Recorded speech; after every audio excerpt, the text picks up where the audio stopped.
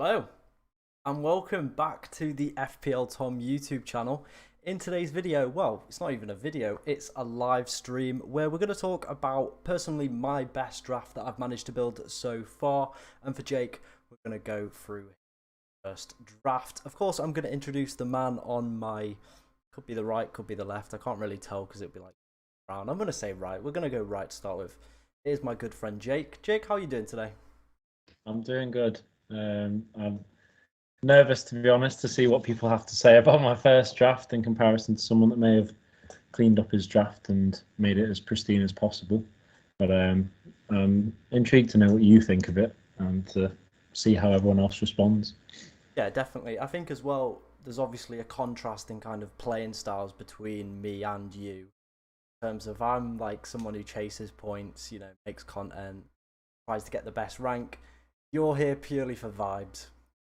Yeah, well, I have been in the past. I think I do like to take it seriously to some extent, but I also am quite keen to find that little wild card, find that little cheap player, maybe not one of the top clubs that I fancy that seems to be doing all right, or maybe just missing out on getting a goal or an assist. And I like to take a punt on players that I think could be that differential. But like you said, yeah, you're trying to top all the leagues and stuff, and don't get me wrong, so would I, but I'm more willing to take maybe a bit of a heavier risk, you could say. But maybe that's down to the fact that I'm more into the head-to-head leagues. Yeah, definitely as well. I think it is kind of cool that when you do pick a player and they absolutely explode as well and no one else has them, I do think that is kind of a cool aspect. I remember a couple of years ago when we were living together, there was El Ghazi for Aston Villa, and you Oh had yeah. him during lockdown period and he absolutely flapped. And I remember you being like the only person that had him in like the whole game, it seemed. So I can get that side of the game. Good memory, mate. You reminded me of that. Even I forgot about that one. Gibbs White was the last one I can remember, and that was only at the end of last season. I had him in for one game. He scored, got an assist, and then he was booted out. Yeah, straight back out of the team to replace by some other mystery man that ended up getting about probably 2 points. Doesn't always go Two that way. minutes, yeah. Lucky to get 2 minutes, to be honest. As well, in terms of mine and Jake's kind of relationship, if you are worrying about that, you're probably not. But we lived together for 3 years. We were at uni together, worked for a football club together as well, did radio commentary, TV commentary. We also did a little show on there. So, you know, we've got that little bit of chemistry, would you say? Definitely. It brings back the university times where we did do similar things to this, Yeah. but not directly relating to fantasy football. It's been something that we've thoroughly enjoyed taking part of, and I think maybe more so you've taken the more tactical approach, to like looking more into the statistics, etc. But I've not lost my love for the game, and I've found it really entertaining throughout. So yeah, it brings us back together, and any excuse to spend time talking about football with you is always a good one, isn't it? It is indeed, mate. You know, someone say get the lube as well because things are getting a little bit spicy in here. Well, just you wait till the names we pull out of our hat. A few people saying hey in the chat as well. So hi to Paul.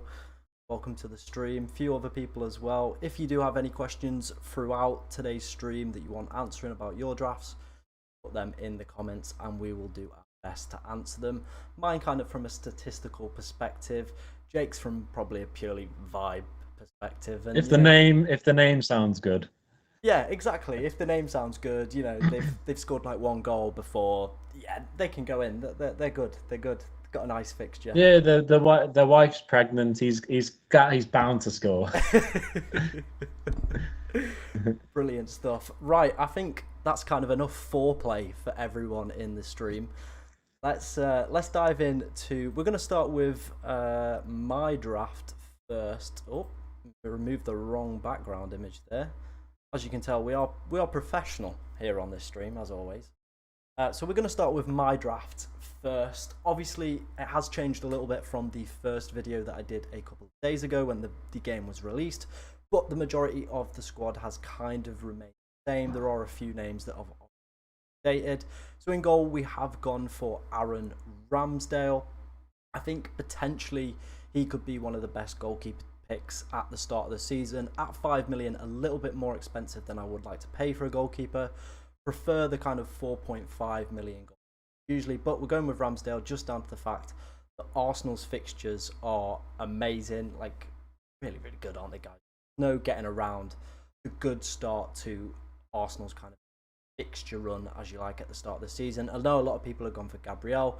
Personally, I think with Timber coming in, Ben White as well, potentially a switch in system to a free at the back system for Arsenal as well, it could maybe limit the ability of Gabriel. So I've gone with Ramsdale. He can just kind of stay there as well for a long period of time. I've not got to worry about his kind of potential position or being dropped in that kind of aspect.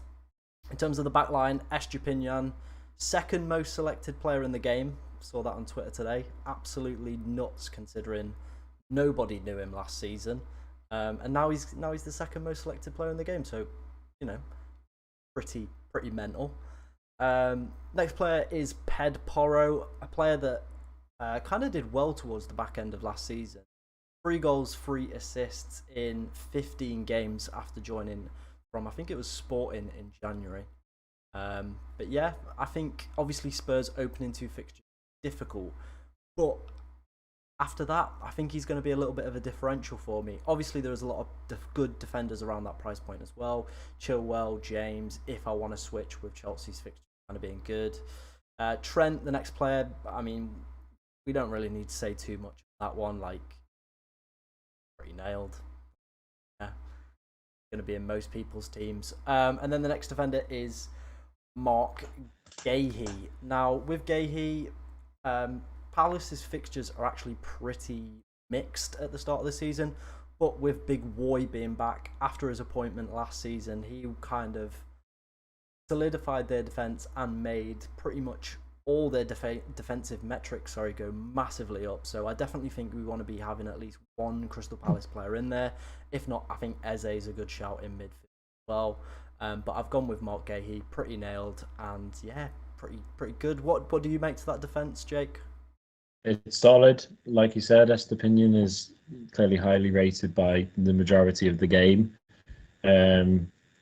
I do highly rate him myself. My team may say otherwise, but that's nothing down to his ability, because he clearly does have the resources and he does come back with high scoring games. But yeah, no, I do really rate that team. I think you've gone for I think one of the main things that you have to debate with defence is whether you are getting defenders for the defensive ability or if you're going for their attacking ability. And it does seem to be the strong point is whether they are going to produce anything up front, whether that be an assist or a goal themselves. I like Gahey. I was looking at the table earlier, and they did not concede that many goals, considering where they finished in the league. So for a relatively cheap price, it's another solid shout. And yeah, I mean, I think you're daft not to have Trent in your team, because you really like the system Liverpool seem to look to be playing. He's going to be a midfielder, and you never know. He may even move to a midfielder if he plays that position all season, come the game's release next year. Yeah, definitely. Like you said, if he's going to be playing in that midfield, he is going to explode, and every single person is going to have him. You imagine like his ownership as well is going to be like part of the game. Quickly diving into the chat, Dominic. We're going to go with Dominic. Terrible with names. We're going to go with Dominic. He asked, who is the better option if money is no problem, Son or Maddison? I'm going to throw that one to you, Jake. What do you think? Son or Maddison? Who's the better pick? Well, the thing is, Maddison's joining a new club. And I think the key question there is the key words of if money is not an option. I think that sways me towards Son, purely because he can perform at Spurs. He will play at Spurs. He's bound to be picked week in, week out, or at least at the start of the season. And if Dominic says money's not an option, then it shouldn't be too much of an issue. If he sees Son as the safer option, but it doesn't pay off, he can easily swap the two of them around. Yeah, definitely. I think as well with Son, obviously he's got that ability. Was a Golden Boot winner 2 seasons ago, or 1 season? Last season, it was the season before. With Salah as well, so he's definitely got that ability into finishing. Probably, you'd have to say though, Maddison does take set pieces. It is all dependent as well what role he's going to be playing in this new Spurs side as well. So I think, like you said, I think Son is potentially the better pick out of the two. But we're going to come on to my midfield because I think that just comes in nicely. Starting off, we do have Saka as our first midfielder. Nottingham Forest at home. Like we said with Ramsdale, the fixtures for Arsenal are absolutely incredible. Saka as well is a brilliant player. To price him at 8.5 million is an absolute joke in terms of FPL pricing, but it seems like they've brought every single midfielder down at this price range, so you can't do much about it. On penalties as well, so absolute gold mine for him. Potential maybe like differential captaincy shout. He is the early kickoff, so you can't go against Gandhi, so I don't think it's going to happen, but maybe one just to throw out there. Something we might have to look at a little bit closer to the time. Moving on to our next midfielder, it is James Maddison. We have kind of just spoke about him and Son. I've had him in, I've had Foden in, I've had Martinelli in. There's been quite a few kind of midfielders that have been going through my mind, but I think with Maddison, if he is playing in that kind of 10 role, it's something that Spurs have lacked for quite a few seasons, arguably since Eriksen's left, that 10 role to kind of link up the play. Obviously Kane drops a little bit deeper, but if he's doing that as well, does that mean then that Maddison's potentially, when Kane drops deeper, going to go into the kind of the 9 role? Maybe. Take set pieces. It's just, in my eyes, I think it's a good pick. I'm still not 100% on this one. He is probably the position where I'm swaying back and forth on that one. Moving on to our next midfielder, it is Bruno Fernandes. Again, 8.5 million. In my video where I did ranking every single midfielder, which you can go see on the channel, I basically put him as essential. I think at that price point, with penalties, playing week in, week out, he's pretty much going to be playing 90 minutes every single week. Might be playing a little bit more of a deeper role, but I still think he's going to have massive output. And if it doesn't work out, Rashford's only 0.5 million more as well, if he is in kind of his purple patchy form where he has a good 2. Rashford. And then finishing up is another player that I'm kind of umming and ahhing about. It is Matoma. Now, before kind of doing any research into kind of Brighton's midfielders, I was actually like proper hyped to go for Matoma. Definitely a player that passes like the eye test. You watch him, you're pretty happy about his performances, the way he plays. But then I think it's since game week 30 he's had 1 assist. Like no goals, 1 assist. That's a long period of time not to go without an attacking return. And with other kind of good Brighton options as well. You've got Solly March, you've got Pascal Gross, you've got Enciso as well. There are so many good other options that if, say, Matoma isn't clicking, you can easily switch to one of them. Or do I go with one of them off the bat, considering Brighton only have a kind of free game kind of period as well. But that was the midfield. What do you make of that one, Jake, then? Solid again. Of course, I hadn't seen your team before I told you about mine. I do completely agree. I think Bruno Fernandes is a clear necessity for if you want to guarantee yourself 90 minutes and a high probability that he will have some kind of impact positively on the game. Yeah. So I really like that one. Saka, clear. There's no doubt that he's going to have some sort of impact for Arsenal. Like you said, their fixtures are better than you could ask for, really. If you're a fantasy football fan looking for a team at the top of the league, playing against teams that they should be getting past and should be scoring a couple of goals against. So yeah, those two, really like them. Like I said, the debate with Maddison and Son, that's just one of those things, really. You'll have to remind me, that are they the same price or is Son slightly more expensive? No, Son's at 9, Maddison's at 7.5, so there is like a 1.5 million difference. It's quite a bit. There you go. Like reverting back to Dominic before, like he said, money's not an option, but for the 1.5 million, it does sway you a little bit towards Maddison, doesn't it? It's definitely worth the risk if you don't have that extra 1.5 million. And then, yeah, I didn't realise just how poorly Matoma had failed to contribute at the end of the season, but he still is. He's a joy to watch. He's bound to score at some point in the season, so it just depends on if he hits the ground running, isn't it? Yeah, definitely. I've got a couple more questions as well coming in. Who do you think is the better pick out of Odegaard and Martinelli? I'm gonna say, I'm gonna go with Odegaard just down to the fact that he's the captain. So I do think he's gonna potentially play more games. But with European football, obviously Fabio Vieira's now had like a full season in football, so you imagine he's gonna get a little bit more game time.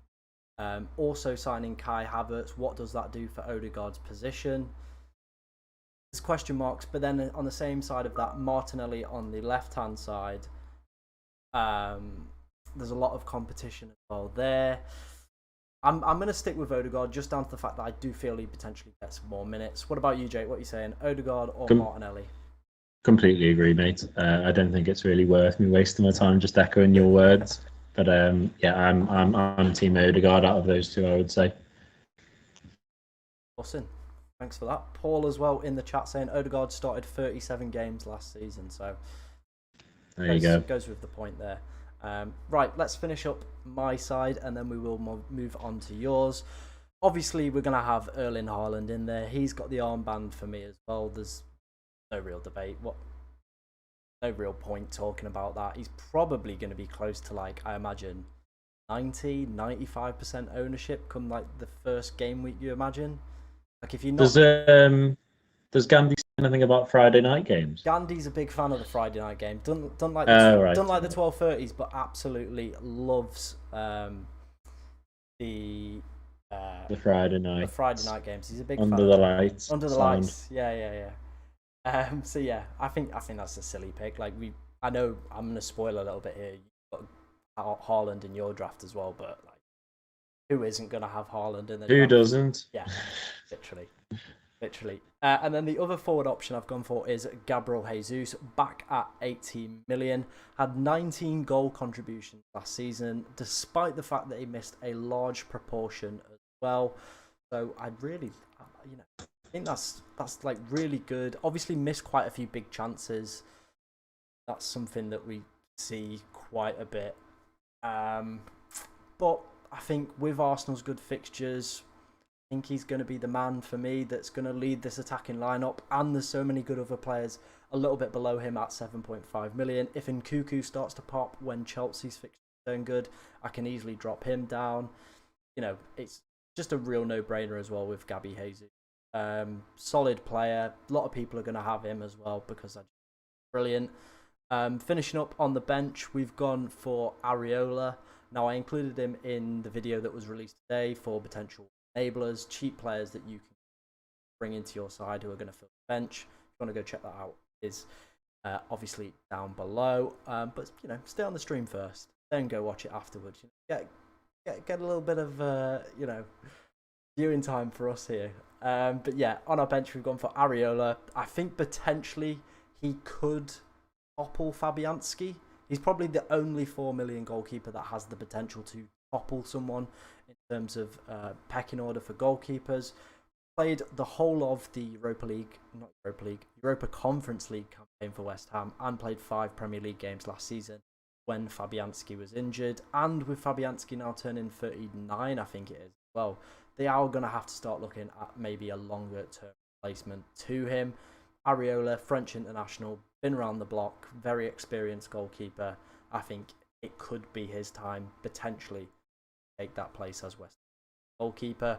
The next mid is a very popular one, Brian Mbeumo. A lot of people have him, mainly down to the fact due to Tony's suspension. Not 100% sure what role he's going to be playing. Is he going to be on the left? Is he going to be down the middle? Is he going to be part of a front two? There are still question marks, but it looks like he's going to be a man for Brentford for the first part of the season. And on penalties as well, which is just massive plus. Moving on to another kind of player that was included in today's video, and it is Branthwaite from Everton. spoke about him in the cheap enablers video, and FPL Mate earlier did tweet about him as well. People are finding out about this little gem. 4 million defender, coming back from loan, where he was at PSV last season, played in the Eredivisie, played in the Europa League. 28 games while he was out there and put in some phenomenal performance. 2 goals and an assist as well. Can play fullback as well, which offers versatility to very weakened Everton defence. Connor Cody not returning after his loan spell. Yerry Mina going. And what's the other defender? Yeah, I forgot his name off the top of my head. Can you name an Everton defender? Tarkowski? No, not Tarkowski. The young one who's not very Godfrey? good. No, Oh, not very good. Not very good. Holgate, Mason Holgate. Mason Holgate's going. Is he still young? I feel like he's been around for ages. Mason Holgate's like 45. He's collecting his pension next week. But yeah, it looks like Mason Holgate is leaving as well. So, you know, that back line is thinning very fast. And I do think Branthwaite is a lot better than the 4 million price point suggest. And then forward, we've gone for Woodrow, 4.5 million. He plays a bit for Luton. There aren't too many other options at 4.5 million. Like, there's no one really else. Florian Balogun, if he gets his move away from Arsenal, he's going to be in everyone's team, because if he's 4.5 million, playing week in, week out, absolutely banging goals, then he's going to be in the team. But at the moment, he isn't. So we've got Woodrow. Yeah, there it is. Nothing too much to say on that. Jake, frontline, bench, what are you thinking? Decent. Can't go wrong with Haaland. Can't go wrong with Jesus. It would be interesting. Like, I mean, I think it is a no-brainer to be a supporter of Arsenal for fantasy points, but it will be interesting to see how they do, considering they did fall short at the last hurdle, it seemed, to granted a relentless Manchester City team. But yeah, they have such a good start, such a strong start. You can see why you've backed them so much. So I completely understand that. Bench is solid. There's players in there that have the potential to at least make the minutes. And if you're going to have a strong 11, that's all you can really ask for, to be honest. Because if you're going to have someone on the bench that's guaranteed to get you points, why isn't he playing? So that's all you can really say, really. Yeah, definitely. Like you said, you just want some players on your bench who are going to be playing, aren't going to cost you too much. Nice little points if they are needed. Hopefully with a strong 11 as well, they aren't going to be needed, but you know, sometimes weird situation happens. Pep Guardiola appears out of nowhere, randomly drops all of the players. So that was my kind of updated draft. I will do another video on the channel at some point going through that. So if you want to see that, do hit button as well, so you're notified when that video goes out. But that's enough about my team. Let's move on to your team, Jake. Let's get it right this time. There we go. Swift. No mucking about this time. Didn't remove the wrong background image like 20 minutes ago. Right, Jake, talk me through your team. Yeah. Let's go. Rub your eyes, guys. That is actually my team. So yeah, as we've just seen, Tom's team is very much statistics and down to what you'd expect the best players would do, and you've got to join the popularity if you want to get the highest points. Of course, I do ask you all out there to guess the team I support from the players that I've picked. But I do think there is part of it. You've got to support the team that you support. You've got to back them, and fortunately, the players that I've backed are players that can come in and go if they don't perform up to the standards I need them to. So yeah, in goal I've gone for Jason Steele. He had a great end to the season when he replaced Robert Sanchez. Of course, they have just signed Bart Simpson, or whoever the player is that they have just signed. So it's still yet to be seen what De Zerbi decides to do, who he decides to play. Personally, I do think he will start with Steele, considering the strong ends of the season he had. But if I'm wrong, I, as we will come to, have a decent backup goalkeeper. And of course, it's something that you can switch about if need be. But Jason Steele is my go-to at the moment.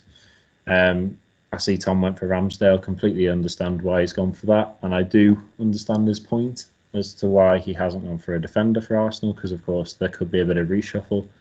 However, Gabriel was He was an ever-present at Arsenal. He was very solid, and he did pop up with a couple of goals. I did like the thought of Saliba. However, he didn't really pop up with many. I seem to remember he scored that nice finish. I think it was against Leeds or someone, but then, of course, he got injured. So Gabriel's the defender I've gone for because, of course, like we keep saying, Arsenal's run does seem too strong to ignore them. That being said, I have ignored them up front. I've gone for Trent, of course. I do think it's a bit of a no-brainer, especially considering the fact that he seems to be playing as a midfielder for Liverpool, despite the fact that he's in the defensive role on FPL. And of course, he still will be supposed to be playing at right back, but he's guaranteed to contribute with the goals, with the assists. And if there's a clean sheet in on it, then that's just a bonus, which is crazy to say for a defender, really, isn't it? Yeah. And then I think I've gone for a safe bet with Luke Shaw. Of course, God knows how it's going to start for United. God knows who's going to start in goal, who's going to start here, there, and everywhere for United. But Luke Shaw should be someone that you can count on.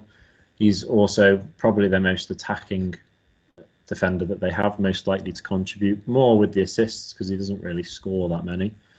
But home to Wolves, I do seem to back them to win 2-0. Not win 2-0, but win to 0. Yeah. So I would back Luke Shaw to get the 6 points at the very least. Whether he contributes more, once again, it's just a bonus. So that's my defensive line. I don't know if you want to comment on that before we move on, Tom. Yeah, we'll happily go for it.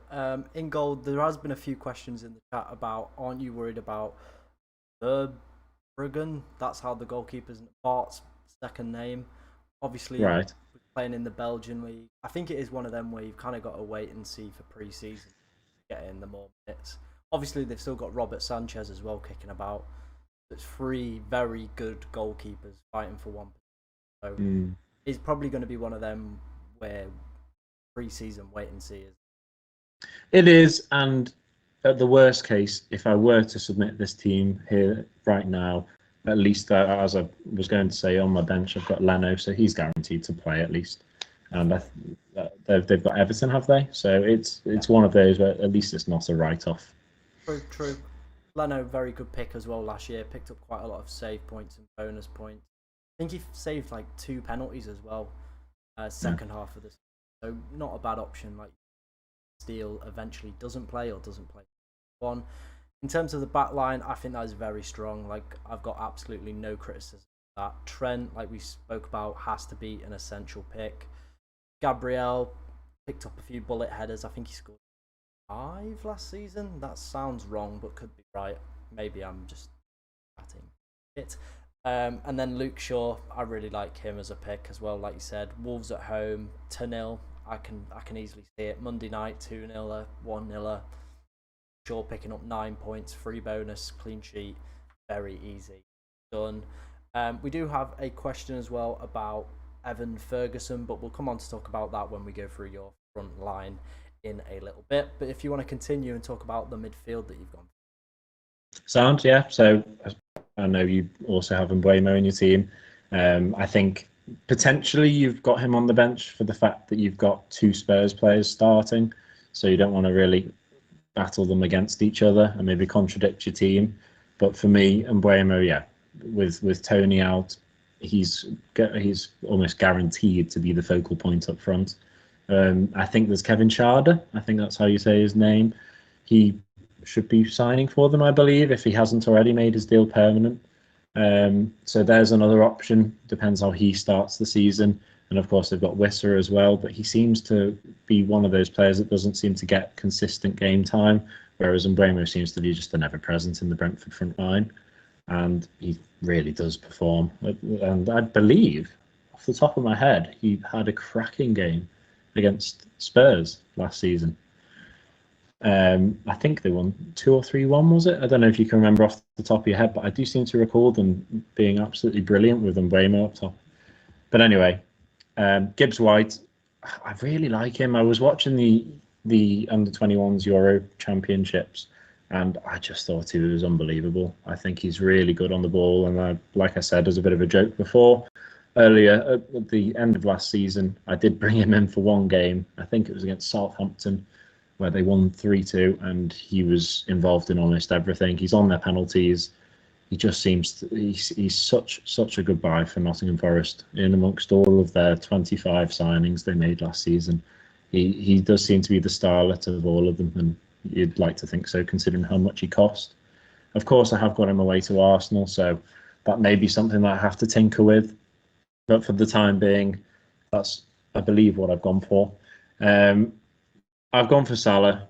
I know that's one of those things, really. I think it was one of those where you have to really, considering everyone has gone for Haaland, I think you have to choose between Salah and Kane. You can't really get all three in. And I've gone for Salah purely because he scores in every first game of the season. He has got a good record against Chelsea. And of course, I am a Liverpool fan, so I feel like I have to back all of those three reasons. And I've gone for McAllister. I was thinking about Trossard because I do think that I could be biting my tongue at the end of the game week 1 when Trossard or someone for Arsenal does score a couple or impact the game, because their game is clearly on paper stronger than Liverpool away to Chelsea. So maybe I am being a bit foolish there by having McAllister in, but McAllister is $1 million cheaper. So whether that means I can tinker around a bit and maybe improve a player on my bench and drop McAllister for game week 1 just to see how things start, that could be the case. Or maybe I just go gung-ho and play him. I haven't quite decided on that yet, but I do like McAllister over Trossard purely for the fact that he's only 6 million. But overall, I think I think I'm happy with my team, but of course, my midfield. But of course, I'm sure there are bits you can pick away at that, especially considering the fixtures that a few of them have. Yeah, like we spoke about with Mbeumo with my bit, I think pick.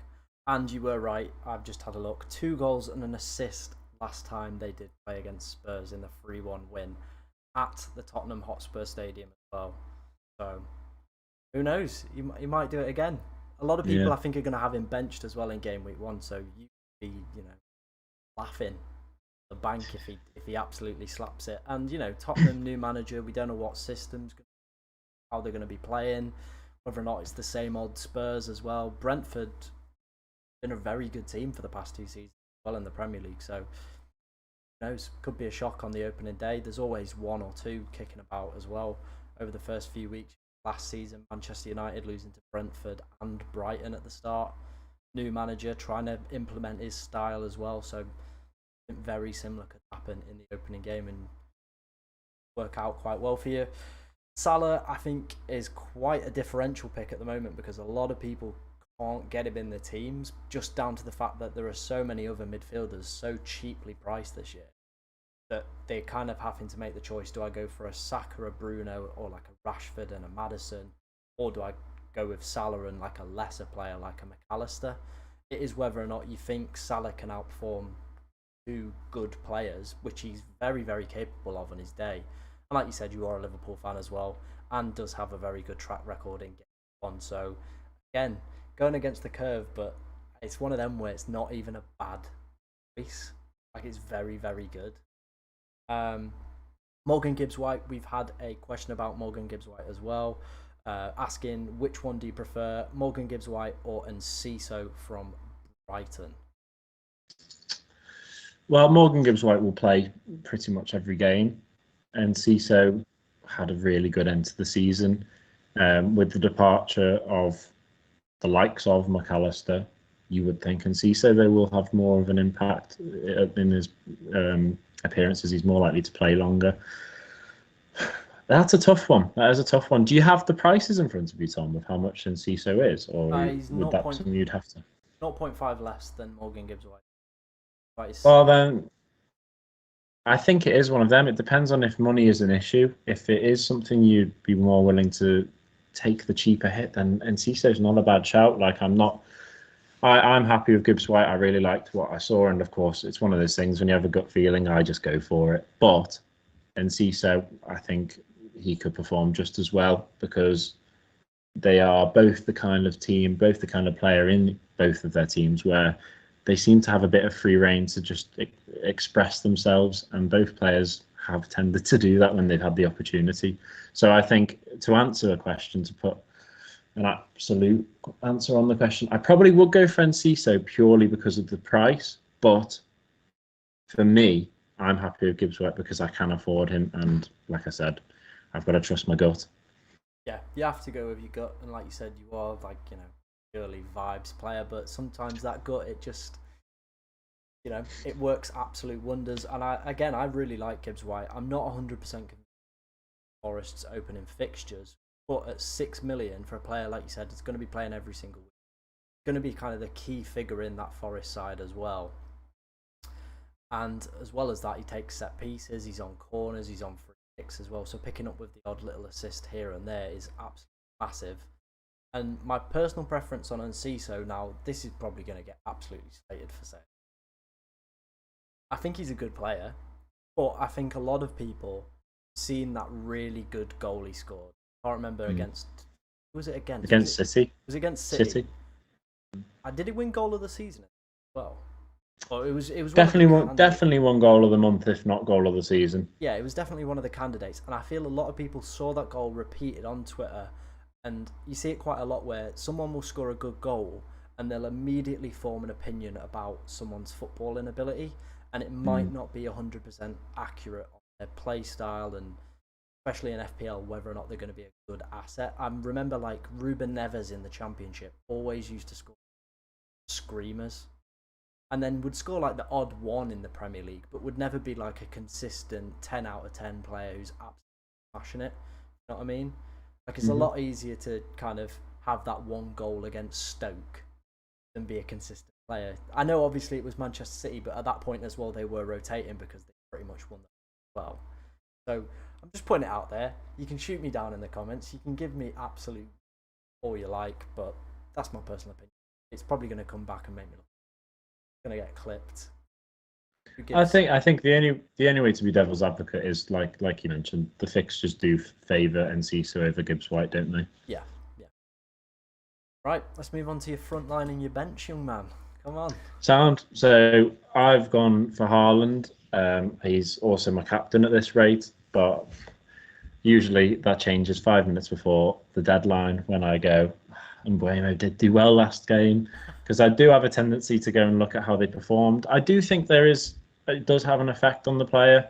I think because you have to remember the people, so they're going to have a specific kind of feeling, a specific kind of emotion to a specific stadium, to the team they're facing, because they will have an extra amount of confidence if they did play specifically well, especially well, I mean, against that team, or they're going to a stadium where they perform particularly well.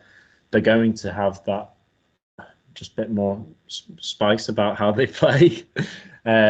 And so I do think, like, maybe 5 minutes before the deadline, I will change that to Mbeumo because of how well he played last season against Spurs. However, of course, that was at the Tottenham Hotspur Stadium. But that's one of those things I do think has an effect on a player and how they perform in a specific game. I've gone for Morris, the Luton striker. I actually had the fortune of going to a Luton game against Blackburn around New Year time. I believe it was in January. Could have been a little bit earlier though. And they were brilliant, Luton. And Morris was fantastic. He's a good focal point for them. Seems to be able to finish with all of his body, to be honest. I think he's probably scored with every part of his body. He can be a bit scrappy, but he can also score a very tidy goal. I believe he's highly likely to start most games, especially at the start of the season. Don't know if he'll rotate with Woodrow, is it? But we'll have to wait and see. But of course, he is a little bit more expensive, so you'd assume he would be starting for Luton. And they do have quite a favourable start to the season. Of course, they have just been promoted, so they could find life hard in the Premier League. And of course, everyone will fancy them. Everyone will see them as you'd see in fantasy, the green team to play against, the more straightforward team to play against. But that being said, Luton have quite a favourable start to the season to get themselves up and running, or to get the points that they could vitally need. And if they're going to get them, I do believe Morris will be the reason for that. And of course, I've just gone with the ever faithful, the ever reliable Dominic Solanke to finish off my front three. Of course, as you can tell, I've had to go for players that have been a little bit cheaper, but also I've tried to be a little bit smart with my options. And I had Solanke in for a good chunk of last season. Most of the time he was on my bench because of the fixtures that Bournemouth may have. But there was a run where they beat Liverpool, where they played against Spurs, beat them. I believe that was at the Hotspur Stadium as well. And Solanke had an impact in almost all of their victories, whether he's assisting or he's scoring or he's at least involved in the goal, which means that there's always an opportunity for him to be getting those extra points or getting a bit of a bonus point. He does seem to link up well with the front three, especially with Billing. And so it just depends on how Bournemouth's performance go. Everyone doubted them last season. I think the majority are doubting them again. And it could be the case. It could be the case because I don't think they've really improved their side too much. But that being said, they were doubted once and they proved a lot of people wrong. And Dominic Solanke was the reason for that a lot of the time, whether he was scoring, assisting, or being involved in the build-up to the goal. So that's why I've gone for that front three. My bench, as I've mentioned, Leno, I think he's just a very stable person to bring in. He is a little bit more money than maybe I want to spend on a goalkeeper that's not playing as my number one. But it's something to tinker with. And of course, as we've spoken about Jason Steele, maybe it's something I may look to switch around. But for the time being, I'm happy with that because if Steele were to be dropped first game of the season and I didn't take him out, at least I know Leno, unless he was injured, is going to play. Another thing I was checking was how many goals the middle of the table seemed to concede, and Brentford were one of the lowest in conceding goals for after the top six. And Nathan Collins was great at Wolves. Wolves have a really good tendency of making a solid centre-half partnership and then selling them. Ben Mee and Nathan Collins, I don't know if... I assume they will be reunited in the sense that they played together at Burnley at some point.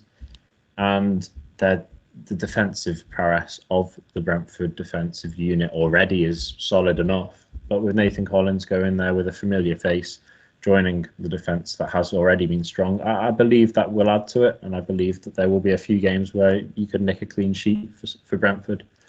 That being said, as much as I haven't got Harry Kane in, you bank on him to score against Brentford. So that's why I've benched him. And then Matty Cash, he just seemed to be one of those where he's reasonably priced. So I'm happy to have him on my bench, see how the season starts. Villa are another side that performed exceptionally well defensively, considering how many teams conceded more in and around them. They did, of course, finish the season very strongly, and so it depends on how Europe affects them. But if Matty Cash is to play, I would bank on him to be involved in a lot of the build-up play to a goal. And a lot of the time, if it's going to come from the wing, it's going to be an overlap, and he's likely to get an assist. He did fill in with a few goals as well when he was playing before he got a bit of a nasty injury, I believe. So yeah, I think the only thing to maybe consider there will be the European football that they have to play as well. But once again, he's a decent price. Newcastle away maybe just a step too far for me just to start him off. But once again, it's one of those just to look into. Maybe that's a pre-season scout report that I need. What do you reckon, Tom? Yeah, definitely. I think there's some interesting picks. Obviously, we spoke about Leno with Steele. I think Leno's a good shout for a 4.5 million goalkeeper. Benson, yeah, that's just a bit of you in it. That's pure vibes. Obviously, yeah, but I missed Benson off. As if I've missed Benson off, and he was the first man. The first man. Before this game was released, that is the man that I said I was going to bring in, and he's the guy that I'd missed off. But yeah, an honourable mention to that man because I watched him. I can't say I've watched loads of Burnley games last season, but every time I seem to see Burnley highlights, Benson was cutting in on his left foot and scoring some absolute worldies. But I'm sure Tom will shoot me down with his XG because it was shocking. Oh yeah, it was like 4 for 11 goals, so pretty poor return. But you know what, lad? It's one of your picks, and at 5.5 million, he's not a bad player to have. Obviously, that first opening game, Manchester City, you're probably not going to be playing Manuel Benson. Unfortunately not.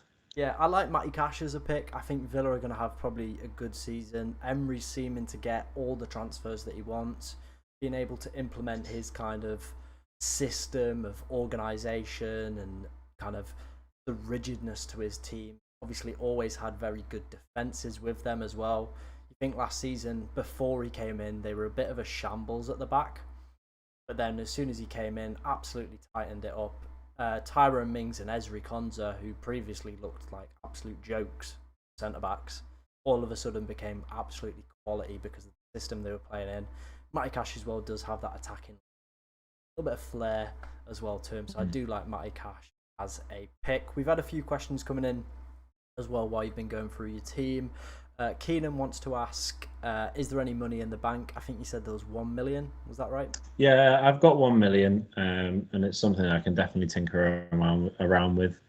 That being said, how much money I can make more than that is unlikely because I've committed to both Haaland and Salah. Yeah. Do you think it may be worth a shout, like downgrading like a Solanke maybe? Like a 4.5 bench player and maybe up in like Benson? I don't know. Just Mate, Manuel Benson, you leave Manuel Benson alone. But the person that I would, of course, like the person that I think McAllister is one of those where we don't know what system Klopp's going to play, and we don't know how soon he's going to just throw him into the side. I mean, he's still got a big chunk of midfielders now that he may just take his time in allowing them to come in, and I'm sure Curtis Jones is probably going to start the season off, considering how much he played last season, regardless of the signings that we make. So yeah, I think you make a good point about the likes of Solanke, and then that may lead the opportunity to maybe upgrade in McAllister.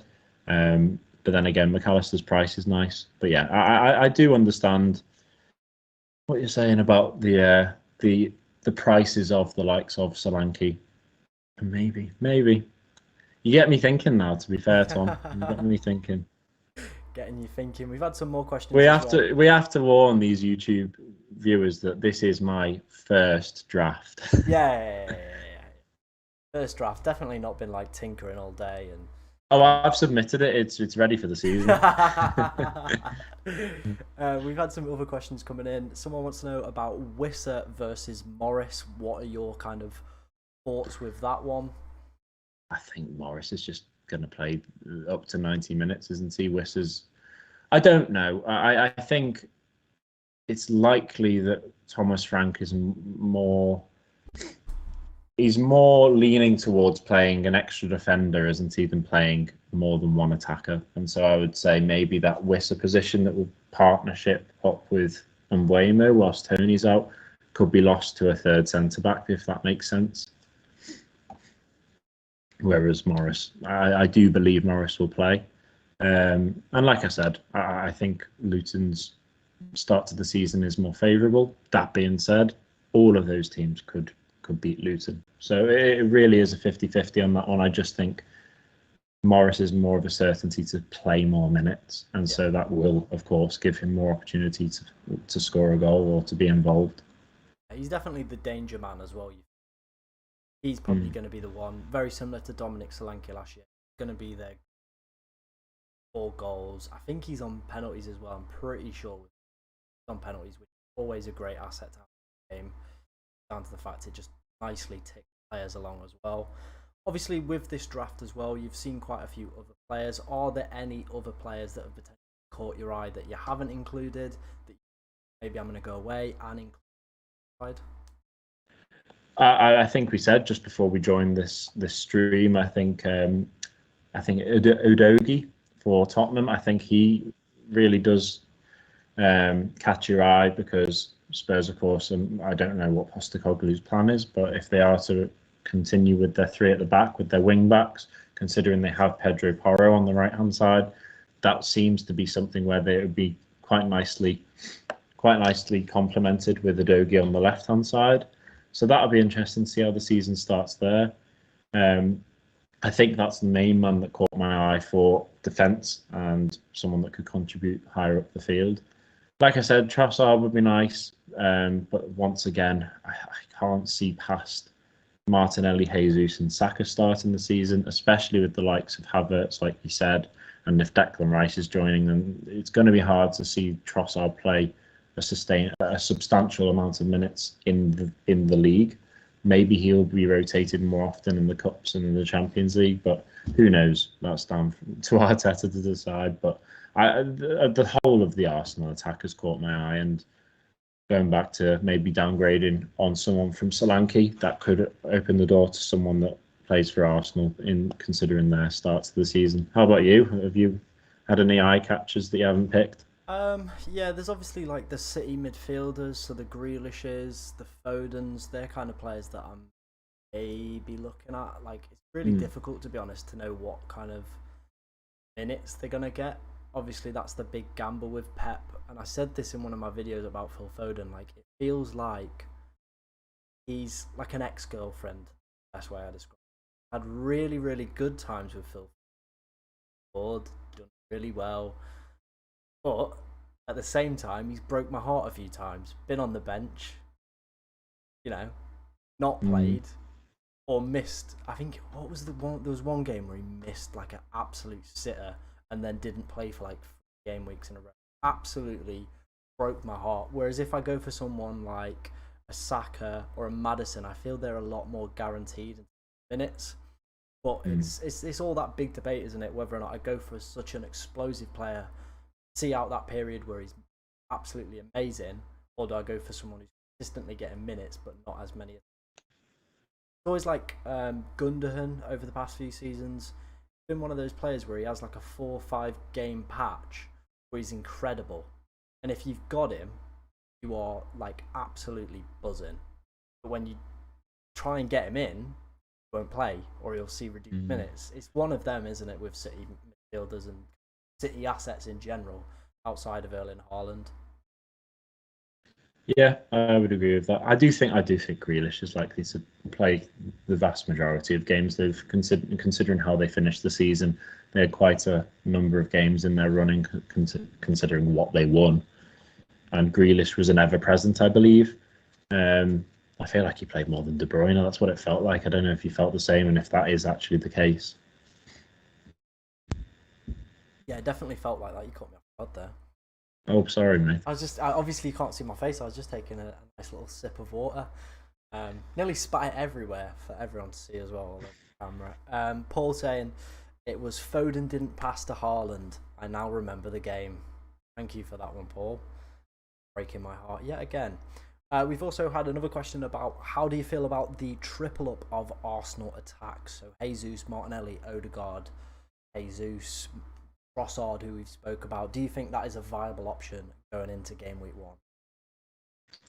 1? Well, definitely. It's a risk.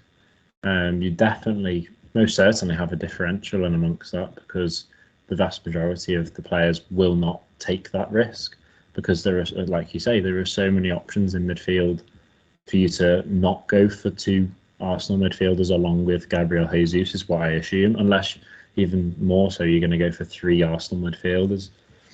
But the games that are there for players to score, and my word, the amount of high-class performances the likes of Odegaard, Martinelli, Saka, Gabriel Jesus have contributed as a team in, it's more often than not one of those 4 is going to assist the other when they're scoring. So I can see why someone would want to go for that risk. And I think I'm the type of person that would go for that risk if I was an Arsenal fan because I'd be backing it. But yeah, I don't think that's the worst decision to go for in the world. But of course, it's unlikely that all 3 will all contribute. But then again, if you've gone for the right 2, then why not? But it's one of those really where you can just see how the season goes, and if you take that risk, then it's easy for you to just transfer one out the following week. But you just have to be willing to take that hit if that does come through. Yeah, I definitely think for the first 2-3 game weeks, I think it's worth going for that of Arsenal players in general. If you want to go for the Arsenal attack triple, I don't like hate it. I'd prefer like one defender like a Gabriel. Go for the 2, like the better option to me. Looking at those first 3 fixtures, Nottingham Forest, Crystal Palace and Fulham, see him comfortably winning all 3 of them games.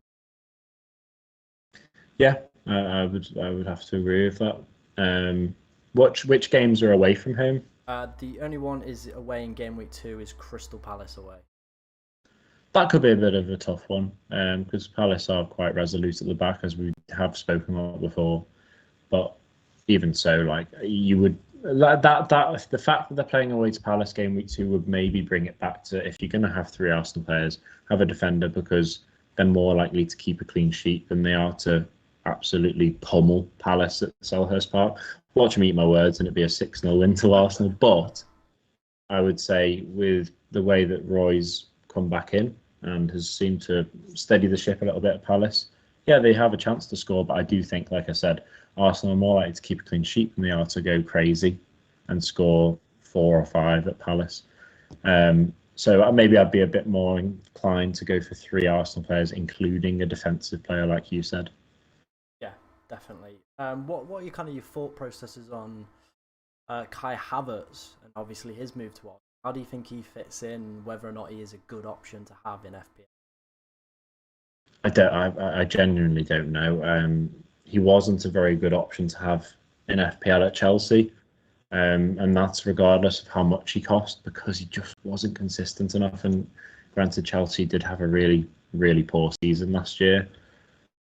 I don't know. I really don't know. I don't know whether he's going to be a first game starter, I think, is the only issue, because, of course, considering how well Arsenal played as a unit with the players that they still have, you would think, especially if it is considering Xhaka's gone and no one else seems to really have gone from that 11 that were so solid throughout the year, I think it's most likely, if the Declan Rice deal does go through, which you'd expect it to, he's the only man that I can really see starting that didn't play last season, if that makes sense. So it's one of those. I don't know how to call Havertz. I wouldn't be backing him considering the other options Arsenal have attacking wise.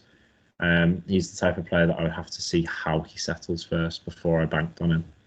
Yeah, definitely. I don't know what role he's going to be playing, so not worth the risk, especially with the talent that I have.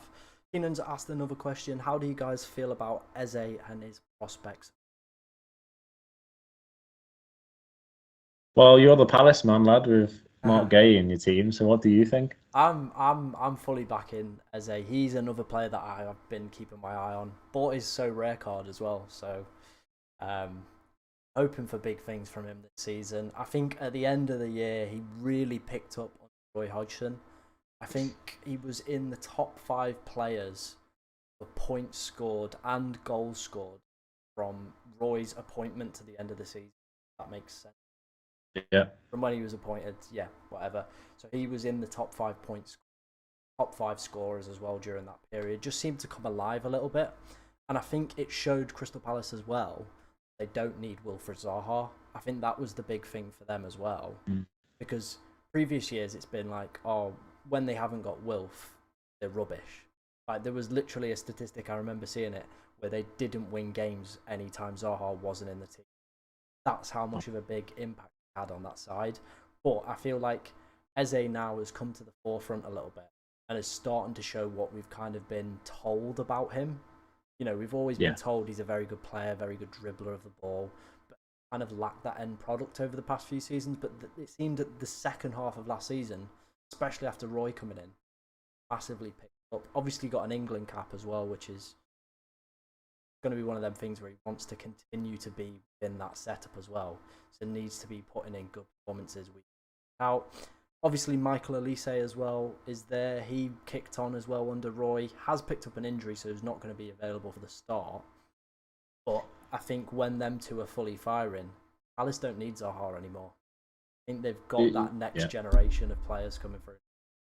Completely agree. You make a very good point about Zaha. I don't think he'll be missed as much as maybe people would have thought or feared a year or so ago when the rumours were circulating around him back then. And yeah, like you say, Eze is a fantastic player, and he just seems to be full of life. Even when he's interviewed, when I saw a few of his interviews when he was in the England camp, he was absolutely buzzing, and he seems such a humble man who knows that he's had to work his way to where he is, and it's one of those things where he's not going to stop. And it just seems like he's got the right man in Roy behind him, supporting him, because it just seems like he's given him this free role to just bring the best out of him. I've just had a look as well. Their run is fairly decent, to be fair. As much as we say they've got an Arsenal game to play in the second game week, it's not the worst start to the season for Palace, is it? No, yeah, that Sheffield United game as well in game week 1. Absolutely anything as well. I think there's a Sheffield United fan at work, and he's talking about the fact that they're not even sign anyone. Wow. They could be like going for like Derby's record. Could be that bad, because if you look at their squad, there's not much quality there. You've got Ndai, but apparently like Leon are after it as well. So if he goes, their team is pretty. Yeah, that's not looking good. It's a weird one with Sheffield, because I can't help but look at a fixture. Even looking at it now, as soon as I see Sheffield United away, I do still look at that as a really tough game to go to. But you make a really good point that like it could be the complete opposite this season. They could really struggle, but it's due to the fact that when they were last in the Premier League, as much as even when they went down, they still had that in them to just scrape a 1-0 win against any team and be really, really solid at the back. I mean, they're lacking a Chris Wilder these days, so maybe that will have an effect as well. But yeah, it's one of those things where I do look at Bramall Lane is one of those places that is a really tough place to go to, but if they're not going to sign anyone, it could be really, really hard, and the likes of Eze could flourish. Yeah, definitely. We're going to wrap up soon. Been on for about an hour, which is actually surprising long, but yeah, we've been on for about an hour. So if you do have any questions that you want to ask, do get them in ASAP before we do wrap up. I have another question for you. Chelsea signed Nkunku from RB Leipzig. Obviously, absolutely smashed the Bundesliga last year. What do you think about him as a potential player to have in your game draft? I think he's a fantastic option, and that's coming from a biased Liverpool fan. No, I think he's a great option. I think Chelsea's transfer activity has been so strange. I don't know if you agree with that, but they've been some really, really big names that they've signed, but they just seem to have extremely strong wingers and don't seem to have a middle. Like the core of their team seems to be fully revolving around Enzo Fernandez. They've let so many players go that I do find it interesting. I will find it interesting to see how they line up against Liverpool on the first day of the season. It'll be interesting to see how they line up in pre-season, whether they're going to give younger players a go, whether the likes of Mount and Kovacic leaving is meaning the likes of Gallagher's going to get more of a game, more of an opportunity. Who knows? But I don't know where Nkunku's going to start.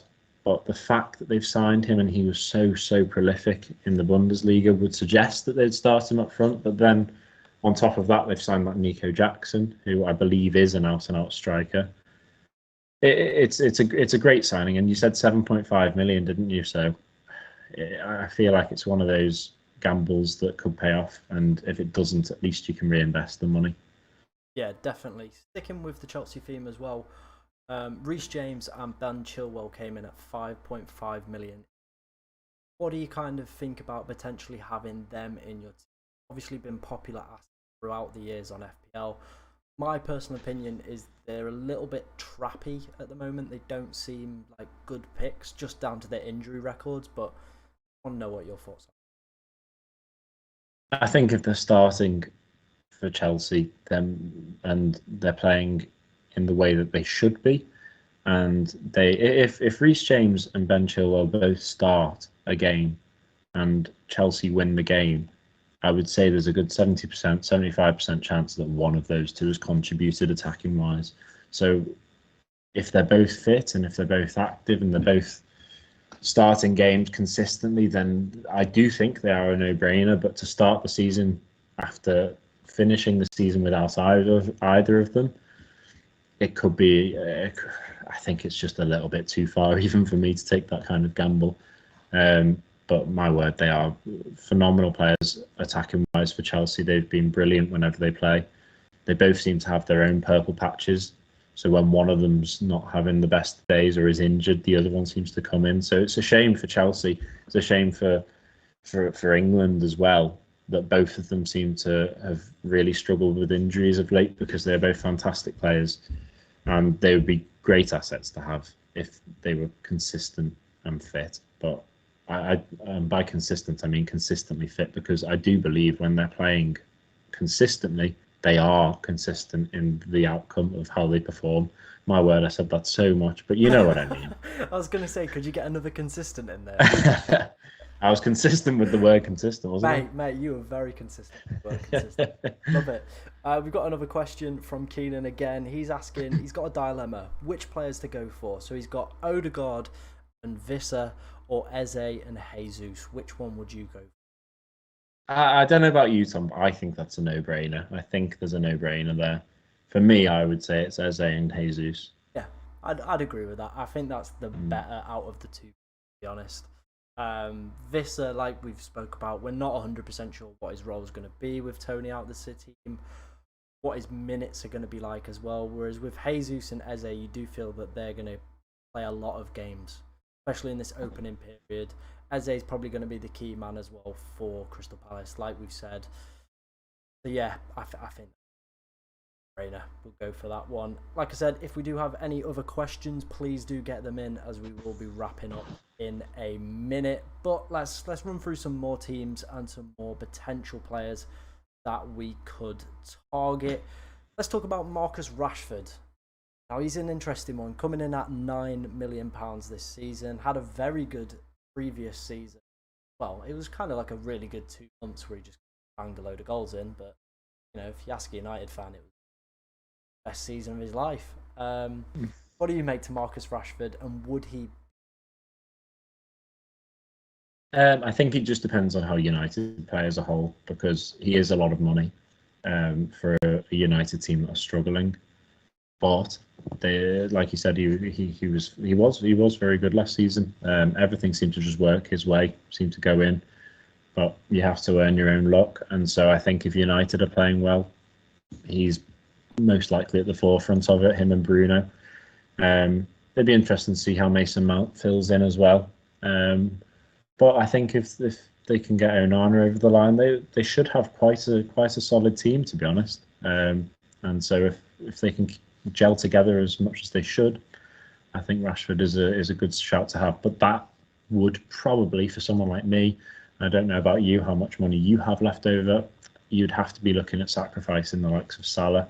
So I think it would be one of those where I'd be comparing the two performances rather than just seeing Rashford playing well and going, okay, he can come in. Yeah, definitely, especially for your team. Like, it's a comparison between, do I go for a Salah or do I go for that Rashford and maybe upgrade like a McAllister to like Saka or Martinelli or something? That's the big question, which one you feel is going to potentially be better out of the two. And I think the good thing about your draft is going with Salah from the start. If he doesn't work out, he frees up a lot of money that then you can go reinvest in your team. Whereas I think what could happen in the game is if Salah starts popping, because looking at your fixtures after the kind of Chelsea one, it's Bournemouth at home. If he absolutely goes off in that fixture, there's going to be so many people scrambling around to like rebuild the teams to get him in. Like me, for example, I'm going to have to like sell a Bruno Saka to get him in. Whereas you're just got him. Got him, lads, What percentage chances though of you having Salah on the opening day?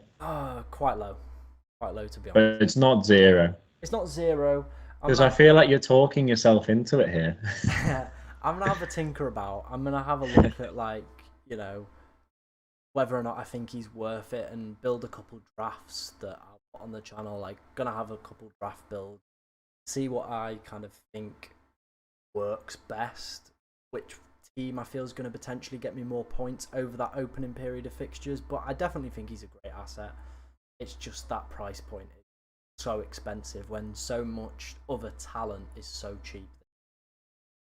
Yeah, agreed.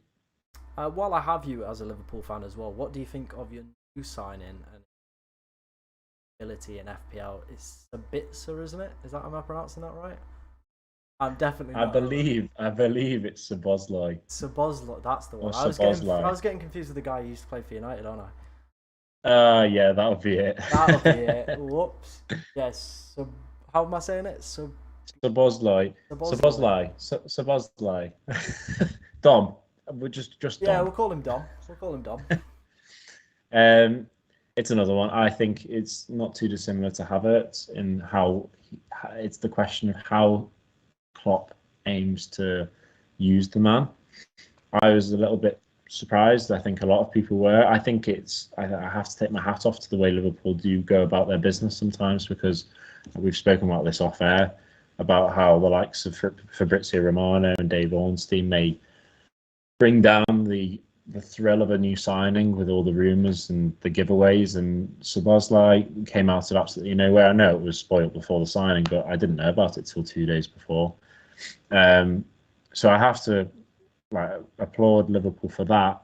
However, in my head, we were looking at the likes of Kepem Turan, who seems to be more of a box-to-box midfielder with a bit more of a physical prowess, physical ability in the middle of the field, which is something we seem to be lacking, especially last season. I feel like we've been lacking it since Wijnaldum left, to be honest. And so to come out of nowhere and sign Szoboszlai, who I must be honest, I'm not going to come here and be like, I've seen him play, he's brilliant. I've played with him a couple of times on FIFA. He seems to be able to hit the ball well, but he doesn't seem to be that. He doesn't seem to be like that player that is going to get back and defend. I have seen a clip of him defending for Hungary against England, and he sprints back for a corner, but I don't know if that's a tendency of his or if that's just a Liverpool fan finding one video of him. Oh, does seem like we have potentially. Oh no, he's back. He's back. Oh, did I go? You went a little bit there, mate, but you're back. Don't worry. Well, to bring a long story short, I think it's one of those where I'm not about to take the risk on him yet because I don't really know where and how he's going to fit in. I think he's quite similar. I don't know how you feel, but I think the kind of player fairly similar to Cody Gakpo, who I think is much more likely to start the season. Yeah, definitely. I think Cody Gakpo is going to potentially be playing up front, maybe with Potter, one of the two. It's quite hard to call. Final question. Obviously, we've not had any other questions, so if you do want any, just get them in now. This is your last chance, last call. Question we're going to go for is Dominic Solanke, a man I know you've owned in the past and enjoyed some good times and some bad times. This year coming in at 6 million. Has Dominic Solanke tickled your pickle?